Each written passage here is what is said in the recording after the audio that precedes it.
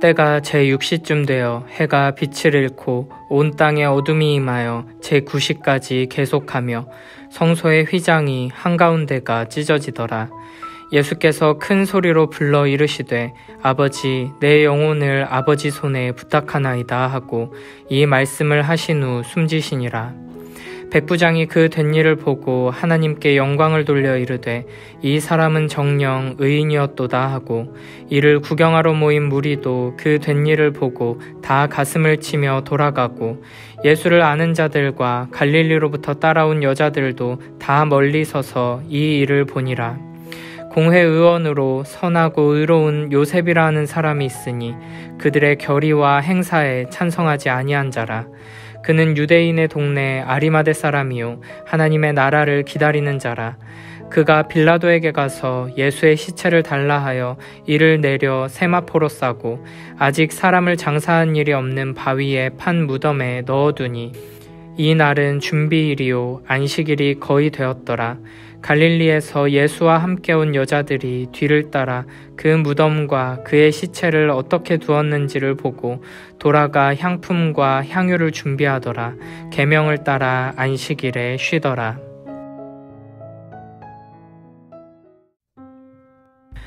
예수님께서는 늦은 밤에 기도하시다가 잡혀가셔서 밤이 새도록 대제사장의 집과 빌라도의 법정 그리고 헤롯의 법정을 오가면서 불의한 재판을 받으셨습니다. 그리고 결국에는 십자가형을 선고받으시고 오전 9시쯤에 십자가에 못 박히십니다. 그리고 44절에서는 제6시쯤 되어 해가 빛을 잃고 온 땅에 어둠이 임하여 제9시까지 계속되었다고 말합니다. 이스라엘 시간으로 제6시에서 제9시까지는 낮 12시부터 오후 3시까지를 말합니다. 하루 중에 가장 빛이 충만한 시간에 난데없이 어둠이 찾아온 것입니다. 구약 성경에서는 이런 어둠을 하나님의 임재와 심판과 연관해서 주로 언급합니다. 특히 요엘서 등에서는 주의 날에 종말의 사건이 일어날 때 어둠이 임하게 된다고 말합니다. 하나님께서는 온 땅에 어둠이 임하게 하셔서 예수 그리스도의 십자가 위에 하나님의 무서운 심판이 쏟아졌으며 이 땅이 빛이신 예수 그리스도를 버렸다는 것을 드러내 보여주시는 것입니다. 또한 온 땅에 어둠이 임하는 장면은 출애굽 때의 9번째, 10번째 재앙을 떠올리게 합니다. 하나님께서는 애굽에서 이스라엘 백성들을 구원하시기 위해 애굽에 10가지의 재앙을 내리시는데 그 9번째가 바로 흑암의 재앙이었습니다. 하나님께서는 모세를 통해 애굽 온 땅에 3일 동안 캄캄한 흑암을 내리셨고 그 다음에 마지막 10번째 재앙으로 모든 장자를 죽이셨습니다. 그리고 이제 하나님께서는 영원한 유월절 어린 양이신 예수 그리스도를 십자가에 죽이시면서 먼저 이 땅에 흑암을 내리고 계시는 것입니다. 이를 통해 예수 그리스도의 십자가의 희생이 하나님의 백성들을 죄에서 구원해내는 참된 출애굽의 완성이라는 것을 보여주시는 것입니다. 우리는 예수 그리스도의 십자가의 보혈로 말미암아 하나님의 진노와 저주를 피할 수 있게 되었고 우리를 압제하던 죄의 세력에게서 해방되게 되었습니다. 악한 원수 마귀의 손에서 건짐받아 하나님 나라의 백성으로 회복되는 참된 구원, 진정한 출애굽을 이루게 된 것입니다. 45절에서는 성소의 휘장 한가운데가 찢어졌다고 말합니다. 성소의 휘장은 하나님께서 임재하시는 지성소와 성소를 가르는 역할을 합니다. 이 휘장은 두께가 10cm가 넘기 때문에 결코 자연적으로는 찢어질 수 없습니다. 마태복음에서는 성소의 휘장이 위로부터 아래로 찢어져 둘이 되었다고 표현합니다. 온 땅에 어둠이 임한 것과 같이 초자연적인 현상으로서 성소의 휘장이 찢어지게 된 것입니다. 이는 예수 그리스도의 십자가의 죽음이 하나님과 우리 사이를 가로막고 있던 장벽을 허물어 버렸음을 의미합니다. 모든 인간은 죄로 말미암아 거룩하신 여호와 하나님께로 나아갈 수 없었습니다. 그저 하나님께서 정해주신 규칙을 따라 동물을 대신 희생하면서 하나님께 제사를 드리며 기도할 수 있었을 뿐입니다. 그러나 이제 우리의 영원한 속죄 제물이시며 화목 제물이신 예수 그리스도의 희생으로 말미암아 우리는 이제 거룩하신 하나님께로 나아갈 수 있게 되었습니다. 예수 그리스도께서 자신의 몸을 찢으심으로써 우리와 하나님 사이를 가로막고 있던 휘장을 찢으시고 하나님과 우리 사이에 막힌 길을 다시 회복시켜 주신 것입니다.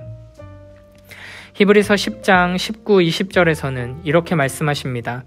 그러므로 형제들아 우리가 예수의 피를 힘입어 성소에 들어갈 담력을 얻었나니 그 길은 우리를 위하여 휘장 가운데로 열어놓으신 새로운 살 길이요 휘장은 곧 그의 육체니라.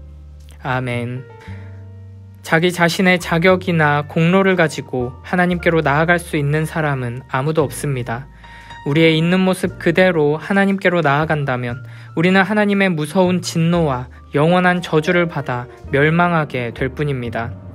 그러나 예수 그리스도의 십자가의 보혈을 의지해 나아갈 때, 예수 그리스도의 공로를 힘입어 나아갈 때 우리는 담대하게 기쁨으로 하나님께 나아갈 수 있습니다. 거룩하신 여호와 하나님께로 나아가 하나님을 아버지라 부르며 찬양하고 즐거워하며 의지하는 예수 그리스도께서 활짝 열어주신 이 복된 길을 따라 부지런히 하나님께로 나아가는 우리 모두가 되길 축복합니다.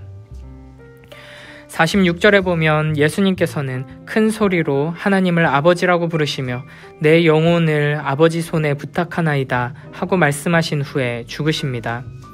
예수님의 이 외침은 시편 31편 5절의 인용이라고 할 수 있습니다.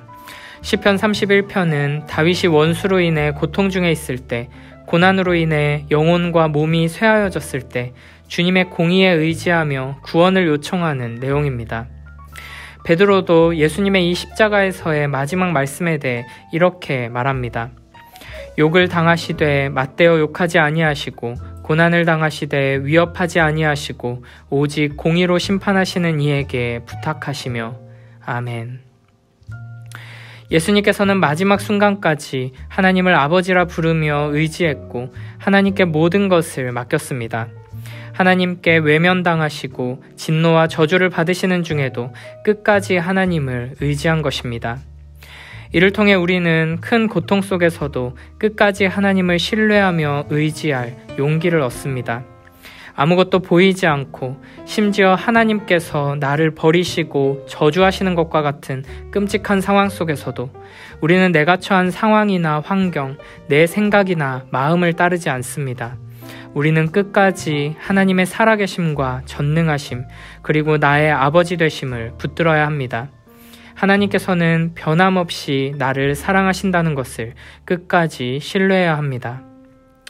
또 한 가지 예수님의 마지막 말씀을 통해 우리가 확인할 수 있는 것은 예수님께서 결코 힘없이 죽으신 것이 아니라는 사실입니다. 예수님께서는 죽음에 의해 끌려가지 않으셨습니다. 큰 소리로 하나님을 부르고 말씀을 하신 후에 죽으셨습니다. 마태복음 28장 50절에서는 예수께서 다시 크게 소리 지르시고 영원히 떠나셨다고 말합니다. 요한복음 19장 30절에서는 다 이루었다고 말씀하시고 나서 머리를 숙이니 영원히 떠나가셨다고 말합니다. 예수님께서는 마지막으로 공의로우신 아버지 하나님께 자기의 영혼을 부탁하시고는 자발적으로 목숨을 내놓으신 것입니다. 요한복음 10장 15절, 17, 18절에서는 이렇게 말씀하십니다. 아버지께서 나를 아시고 내가 아버지를 아는 것 같으니 나는 양을 위하여 목숨을 버리노라. 내가 내 목숨을 버리는 것은 그것을 내가 다시 얻기 위함이니 이로 말미암아 아버지께서 나를 사랑하시느니라. 이를 내게서 빼앗는 자가 있는 것이 아니라 내가 스스로 버리노라. 나는 버릴 권세도 있고 다시 얻을 권세도 있으니 이 계명은 내 아버지에게서 받았노라 하시니라. 아멘. 예수 그리스도의 십자가는 우리를 살리기 위해 기꺼이 용감하게 자기 목숨을 내어주신 아름답고 위대한 사랑의 증거입니다. 그 사랑을 항상 기억하며 감사하는 우리 모두가 되길 축복합니다. 예수님께서 십자가에 달려 죽으시는 과정 속에서 이와 같은 일들이 벌어지자 십자가형을 집행하던 로마의 백부장은 놀라워하며 하나님께 영광을 돌립니다. 그리고 이렇게 말합니다. 이 사람은 정녕 의인이었도다. 십자가를 구경하러 모였던 무리들도 모두 가슴을 치며 돌아가고 예수님을 아는 자들과 갈릴리로부터 따라온 여인들도 멀리 서서 이 일을 지켜봅니다. 예수님께서 사도로 부르신 이들은 모두 뿔뿔이 흩어지고 도망갔지만 오히려 예수님을 조롱하며 비웃던 이들이 그 죽음 앞에서 하나님의 영광을 보게 되고 주님의 의로우심을 고백하며 가슴을 치는 일들이 일어납니다. 그리고 비록 12 제자들은 없지만 예수님을 따라온 여자들이 멀리서나마 자리를 지킵니다. 그리고 의외의 인물이 나타나 예수님의 시체를 수습합니다. 바로 공회의원인 아리마대 사람 요셉입니다.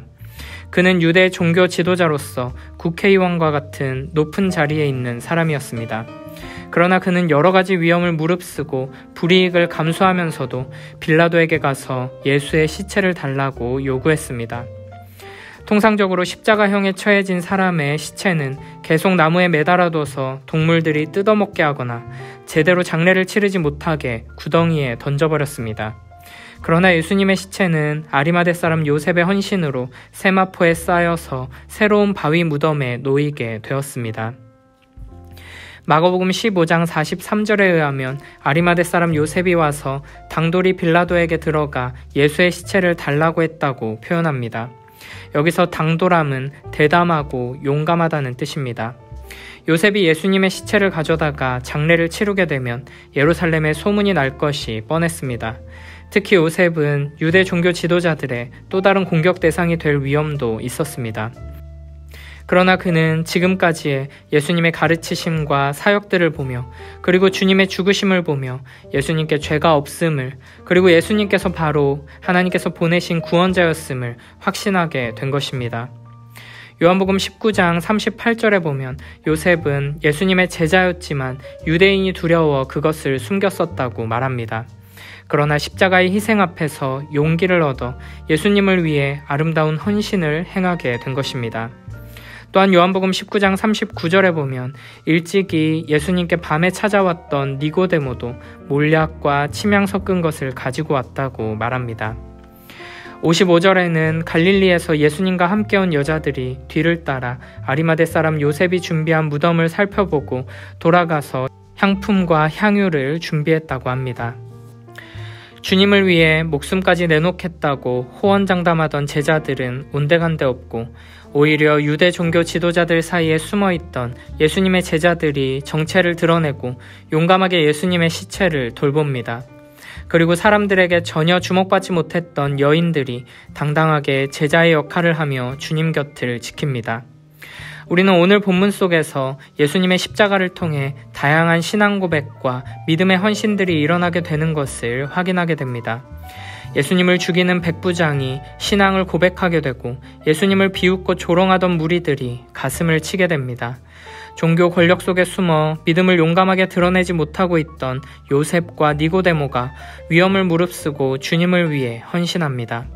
그리고 주목받지 못했던 여인들이 제자로서의 자리를 당당하게 지켜냅니다. 이렇게 십자가에는 사람을 변화시키는 능력이 있습니다. 하나님께서는 예수 그리스도의 십자가를 통해 우리 안에 회개하는 마음을 주시고 믿음을 고백하게 하시고 용감하게 주님을 위해 헌신하게 하십니다. 우리에게 예수 그리스도의 십자가는 단순히 비참한 죽음의 상징이 아닙니다. 우리는 예수 그리스도의 십자가를 통해 진정한 아름다움을 발견합니다. 십자가 위에 우리 주 예수 그리스도께서는 큰 소리로 외치며 용감하게 사망 권세와 맞서신 용사이시며 우리를 적진에서 건져내시고 참된 해방을 허락하신 승리의 왕이십니다. 우리를 위해 기꺼이 목숨까지 내어주시며 끝까지 우리를 사랑하시고 용서하신 주님이십니다. 그 십자가를 바라보고 붙들고 의지하며 담대함과 용기를 가지고 주님을 위해 더욱 헌신하고 더욱 용감하게 사랑하는 복된 우리 모두가 되길 축복합니다.